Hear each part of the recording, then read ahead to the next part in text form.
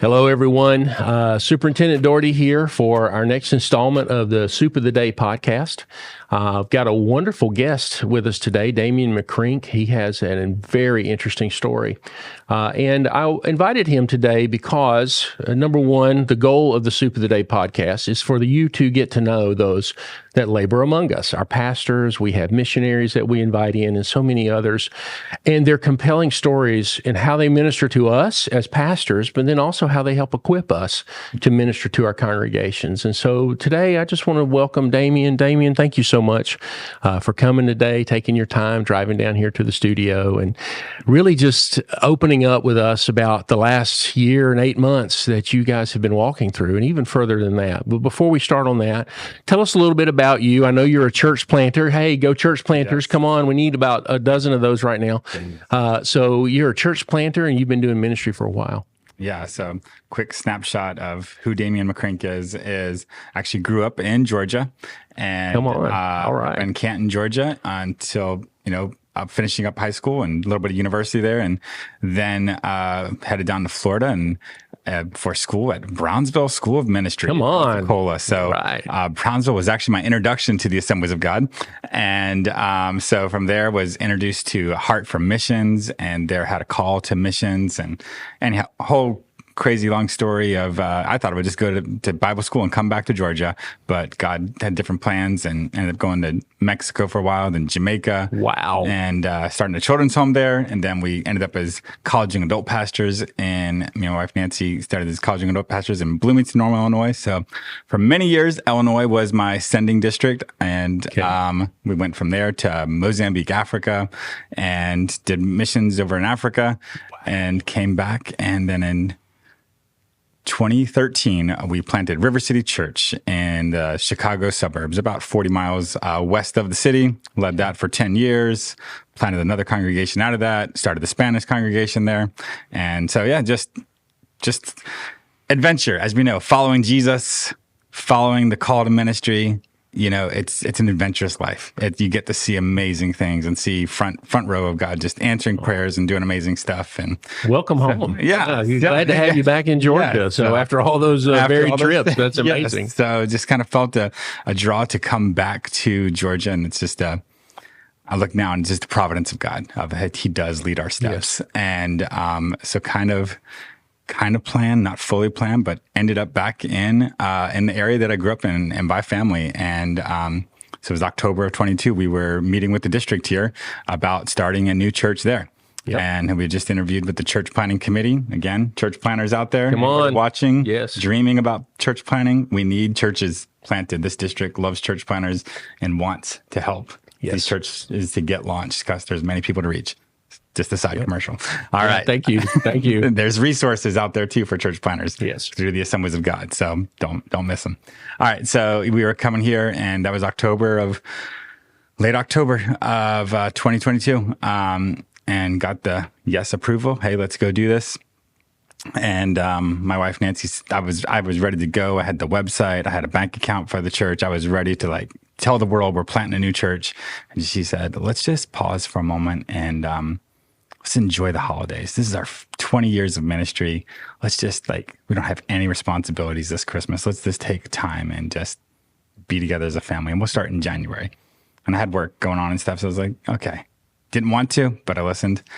And then that's where our story took a drastic change.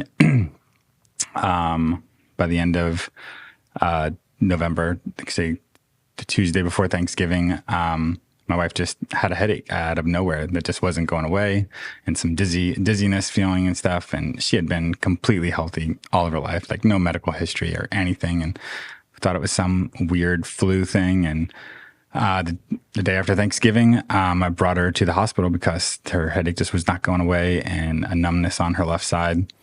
And by the end of that day on Friday, they had found a pretty large tumor in her brain. And it just a blur very quickly, come to find out within a few days that it was cancerous and goes by a terrible name called glioblastoma, one of the worst cancers that you can have, and it was in a horrible location. Very, very fast progressing. she walked into that hospital on Friday. On Saturday, she said her legs felt like they weighed, her leg felt like it weighed 100 pounds. On Sunday, she was using a walker. And on Monday, I pushed her outside in a wheelchair. Like, this is how fast this was progressing. And then by December 7th, we had transferred to Emory Hospital, seeing the best neurologist in the Southeast. He, in fact, did surgery on Bo Biden, and so we got like to the top ones of ones out there available. And he was just gave the news of I cannot do anything medically, and those moments where we're like, all we have left is a miracle. And so December 7th, we had our entire world praying, thousands of people praying. Yes. I mean, this district that we were new to had come around and prayed for us. Some churches were hosting special prayer meetings and believing for a miracle. And one of those hardest moments where you're praying and believing for something, and the mystery of prayer, because you wake up the next day, December 8th, and Nancy went to go be with the Lord. And the one that she loves the most, she's passionate about Jesus, dreamt about heaven. Randy Alcorn's Heaven book was her favorite. She asked me to preach on end times all the time about the new heaven and new earth. She just loved anticipating what was coming. But in those early days, it felt like all those prayers were just thrown into an empty void, because from our limited perspective on this side of heaven, it feels as though God was silent, non-active. And so I went from being happily married, very joyful in our marriage, very easy, gracious ministry marriage, and raising 3 kids together, to waking up to a new world of a single dad in a ministry transition time. So kind of like your identity is shattered. You're walking with kids that are in grief. And it was a dark season for a time of just when you lose a spouse, it's like it's losing half of one of your limbs, the two shall become one flesh. And after 19 years of marriage and knowing her for 22 years, it's like we had a rhythm of you do this and I do this without even having to communicate. And then all of a sudden you're figuring that out, and there's lines and there's different duties of all that. So that was late. That was by December 8th of 2022. And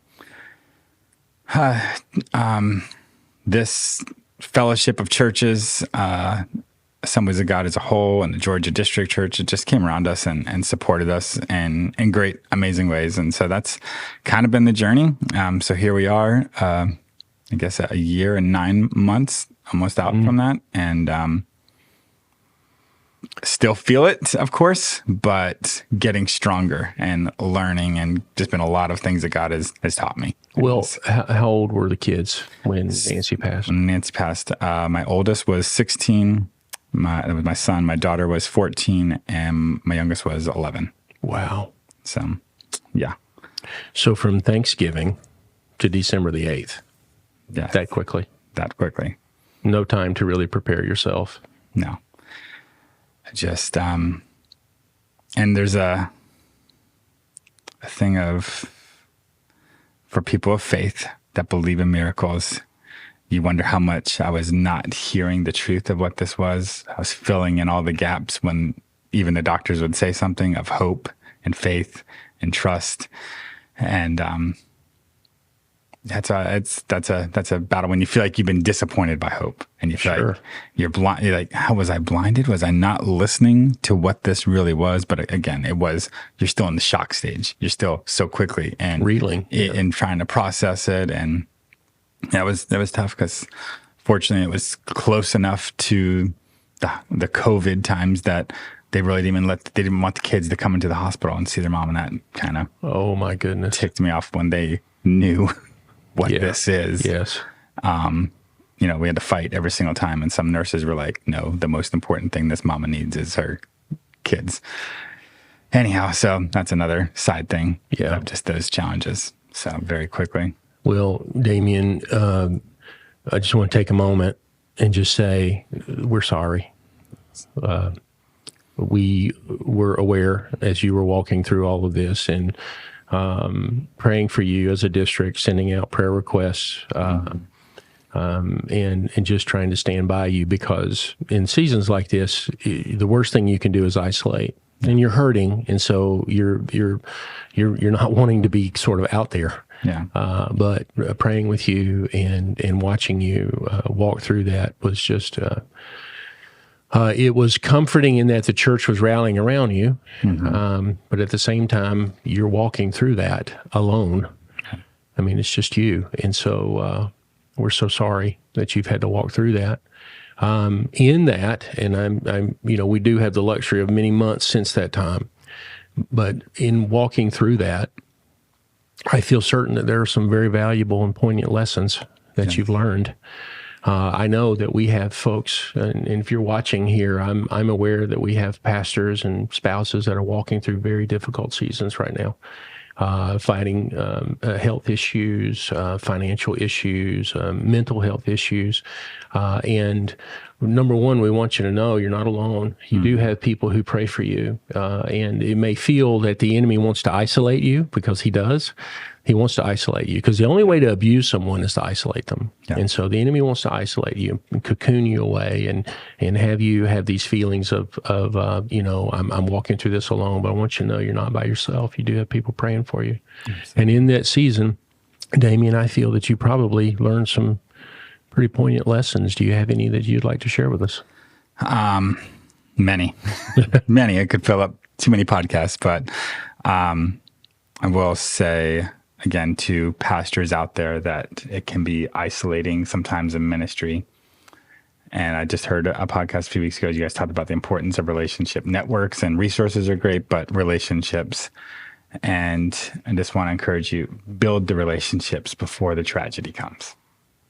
Because it's really hard to be alone and then, I need help, and not have had I was blessed with having quickly built relationships with great pastors in Georgia.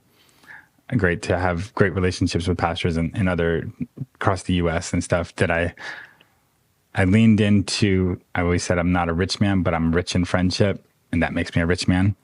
Yeah. And so I just encourage you, pastors, it can be isolating, but we don't know what tomorrow holds. So reach out and build relationships, because we don't know what. Well, and I want to restate what you just said. Build a relationship before the tragedy, yes. Because we're all walking through some season of trial, tribulation. And so it's coming. Yes. So build the relationships ahead of time and have those around you. And you just said, you did have a lot of very strong relationships. Yeah. I mean, I could list the names of guys in this district that just quickly became fast friends.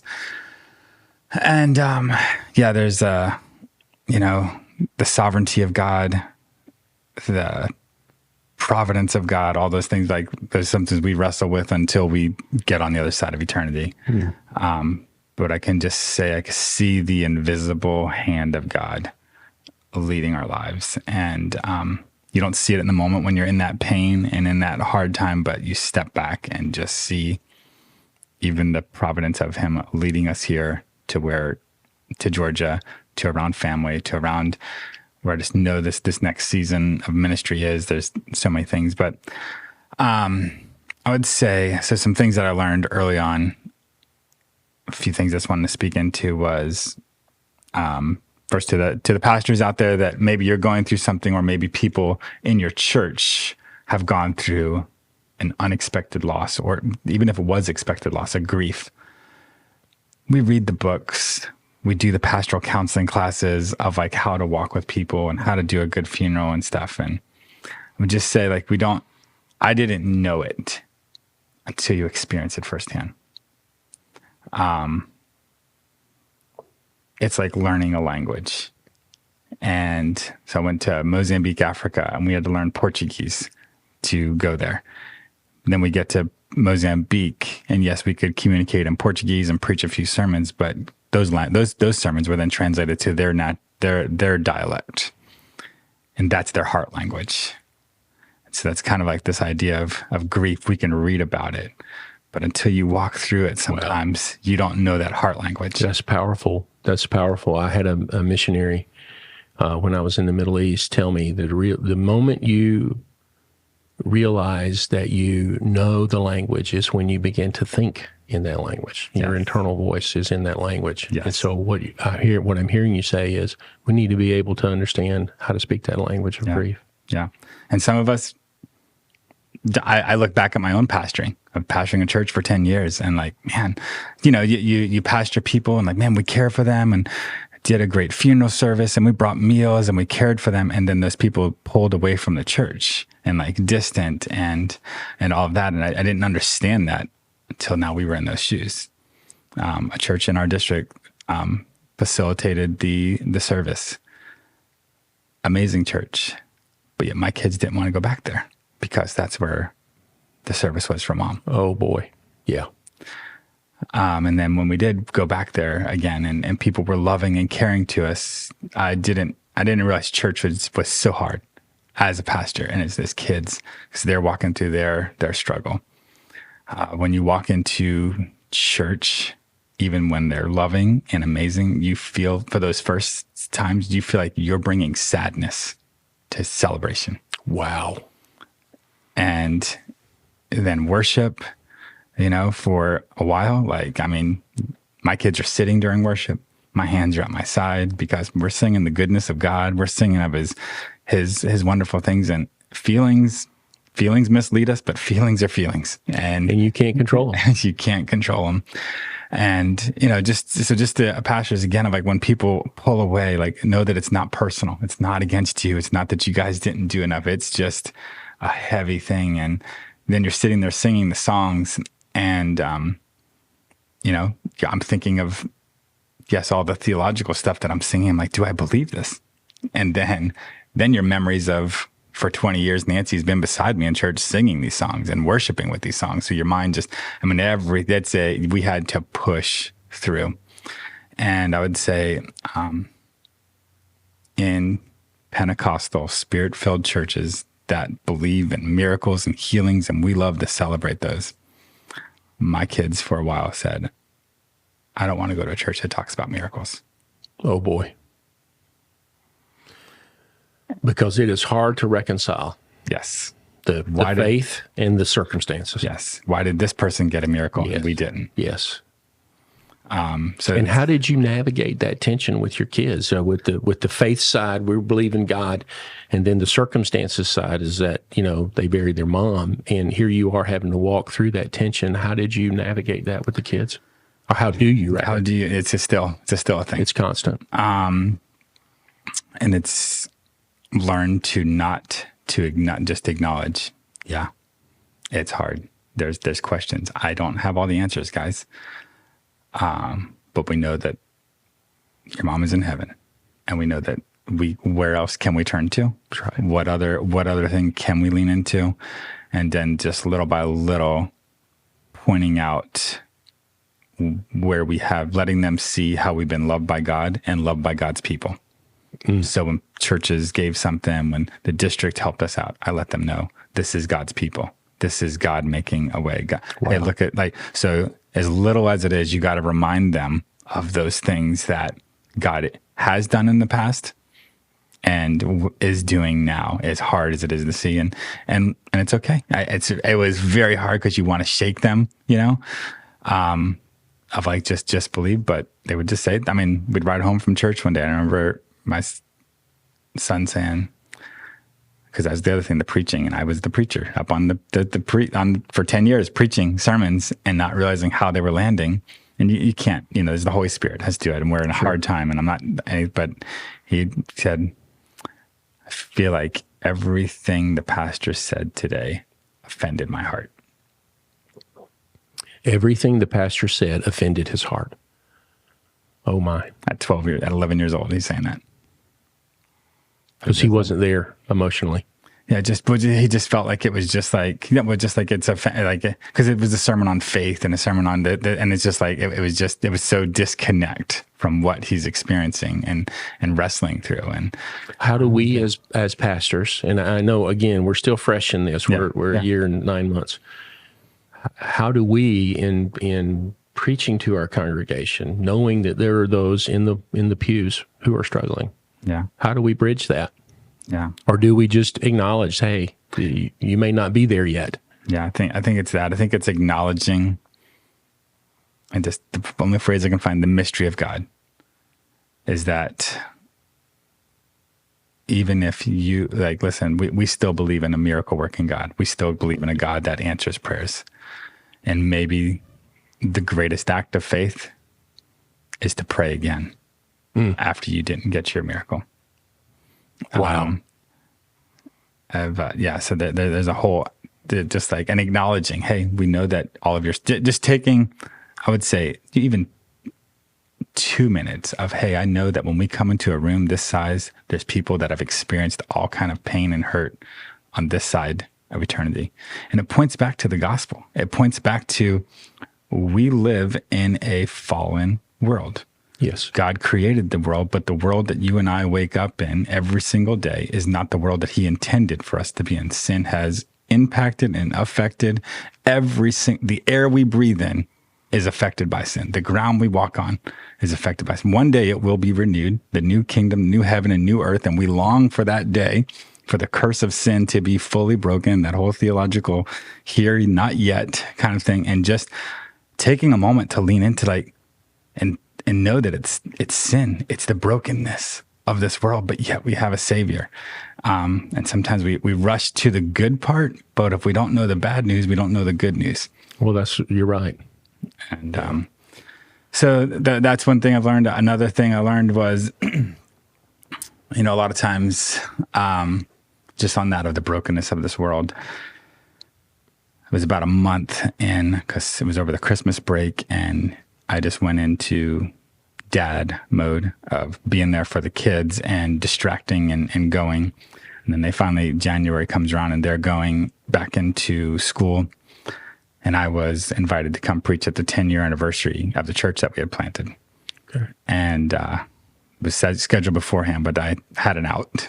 And I just wrestled with it. It was about 6 weeks out, and I'm trying to write a sermon. And I just remember it was the first time of being alone, and just the flood of emotions that comes with grief.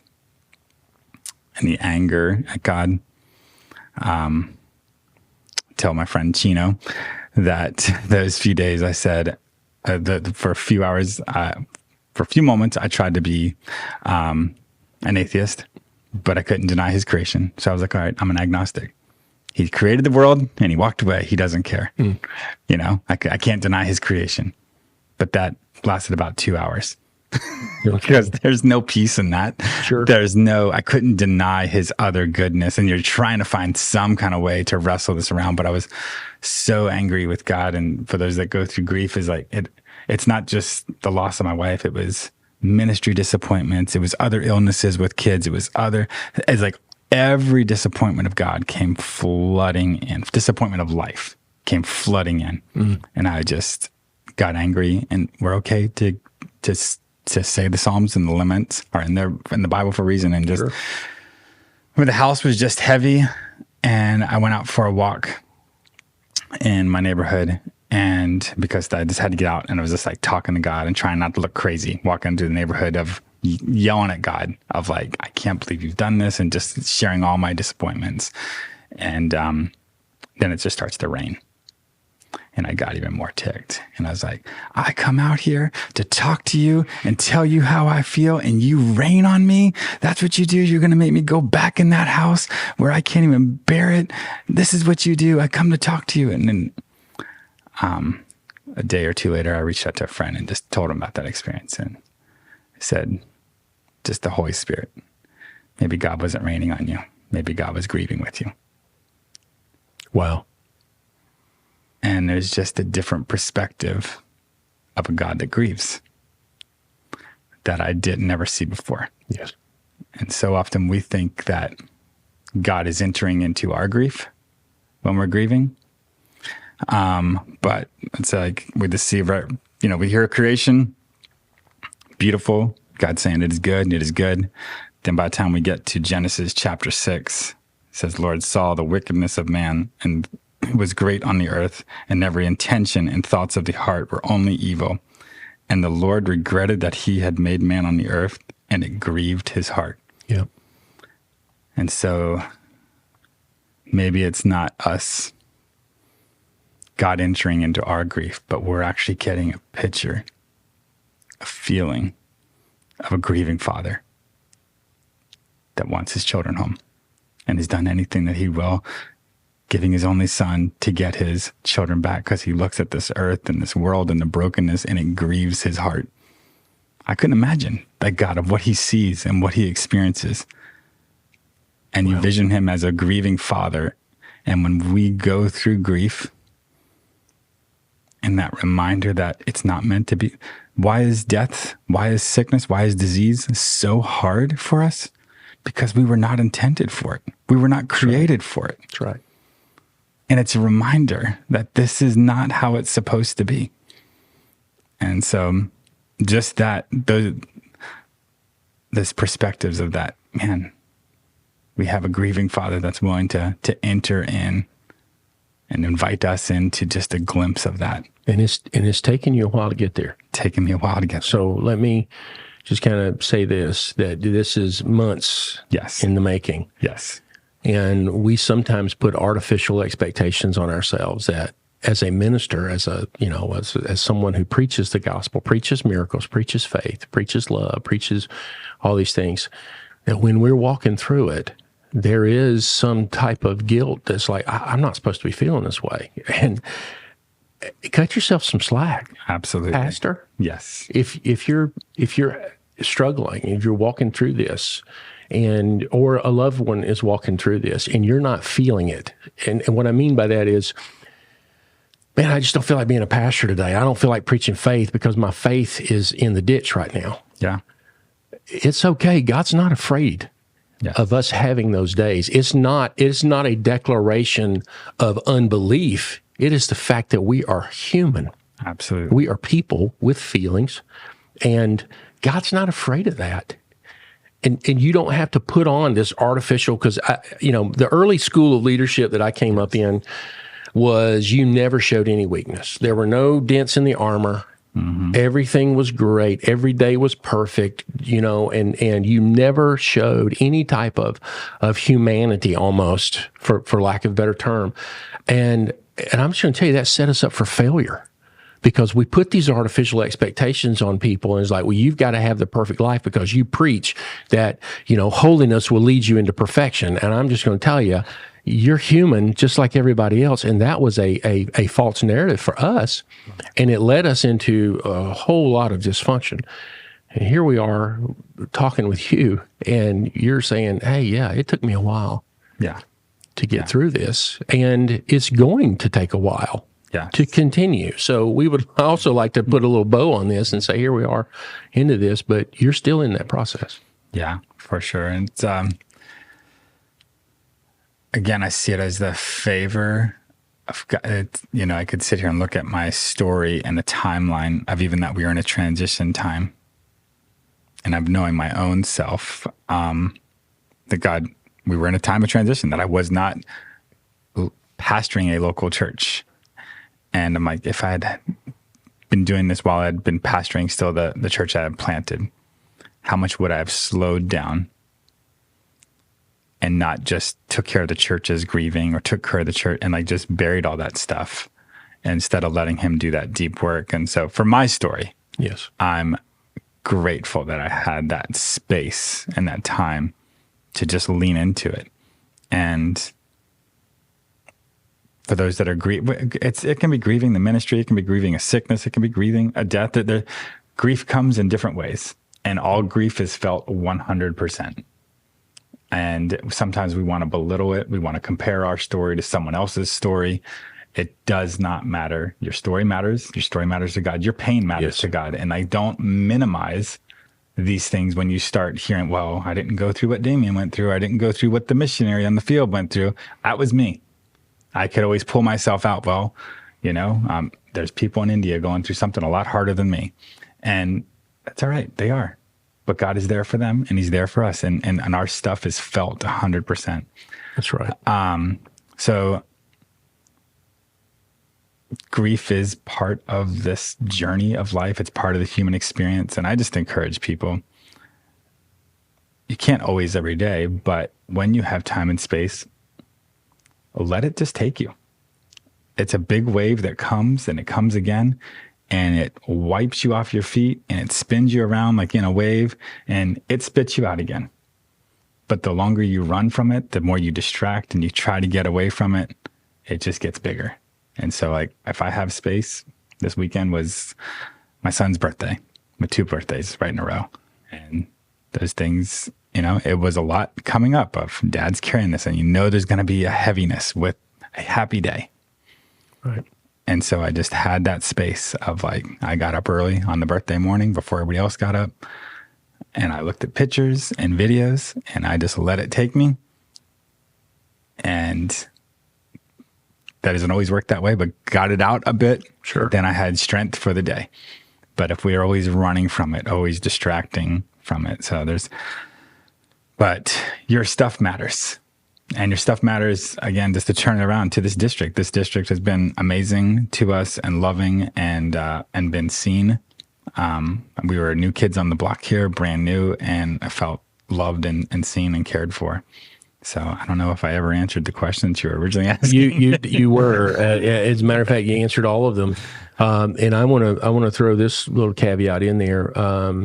I don't know if, and I think you may have sought some professional counseling help. Yes. And we are advocates for Christian mental health care. And I would strongly urge you, Pastor, it's hard to set up an appointment and go to talk to somebody, because it's just you're really just laying yourself bare to someone. But if you keep it encapsulated and you keep it wrapped up and all this other thing, it's going to come out. Yeah. Okay, it always comes out, and it can come out in healthy ways or it can come out in unhealthy ways. And so I want to encourage you that if you are in need, you need to reach out to us here, reach out to Tim, our senior director of health and revitalization, and get a referral. We help with that. So we have resources set aside specifically for that. We want to help you. If you've got an immediate family member that has an issue that needs some help, we want you to do that, because we exist to minister to our pastors and to be a source of stability, strength as we can. And so we want to do that. And I think one of the expressions of what you've walked through has something to do with what you're wearing, temporary. Yes. So tell us a little bit about that. Yeah. So most of 2013, I just kind of was still and healing, and I did a little bit of preaching for some people and stuff. And then New Year 2024 came around, and I just felt God say yes to what you can say yes to. And so, start taking those steps in the ministry. And so, yes, feel it, but then you got to start taking those steps of faith again. Sure. And steps into ministry, and it's going to look different than what it did. And so I started just taking those steps, and Pastor Tim has been amazing and invited me to be part of the Level Up team. And I said, okay, I can say yes to that. I can do that. And so I said yes to that, and then said yes to just speaking. Some people say, hey, would you come and speak? And so they started saying yes. And my wife always talked about, she talked about heaven. She dreamt about heaven. And that verse that stuck out to me is 2 Corinthians chapter 4, towards the end. It says, what is seen is temporary. What is unseen is eternal. Mm-hmm. So just all of our stuff, the pain that you're going through with the church stuff, the pain of the health things, the pain of this loss, it's temporary. It's not forever. Some things, yes, in eternity will be revealed, but some things even now that are consuming your life, Pastor, 6 months from now, you'll be like, oh yeah, I forgot we were going through that. Like we get so wrapped up in the moment. So like this temporary. So, but even that mindset of like, we're here now, heaven forever. Like life is short, eternity is long. Like let's live for it. What are we investing in? And even as pastors and preachers of the gospel, we can forget it, and we can get so fixated on building God's kingdom / our kingdom here. Yes. Sure. And that we can kind of miss it. But like just that thing of like heaven Heaven is where we're going. Jesus and his new heaven and new earth is coming. And that's where our investment is. So, so I started making t-shirts with it and some phrases that my wife would say of today I choose joy, and kindness costs nothing. And then just some other messages of that, but our life is but a vapor. So I started making that. And then some churches in Georgia and other places have invited me to come and speak on these subjects of the mystery of prayer and hearing God's voice and not my will, but your will be done. And so I've created a website. It's either Damian McCrink or we're also starting a podcast there of just talking with people about their stories and that their story matters. And there's some sermons on there that you can either listen to yourself or pass on to people in your church that are going through loss and going through these questions of just, it comes back to the hope of Jesus and it speaks the gospel, but it speaks it into those situations. You always hear it, Pastor John is like, we always think sharing our victories and the great things that we've done. And I could sit here and tell you about missions and church planning, but people resonate more with your pain than they do your victories. Of course they do. Yeah. And so that's that thing that you were saying, that old leadership model of no dents in your armor, instead of like being real.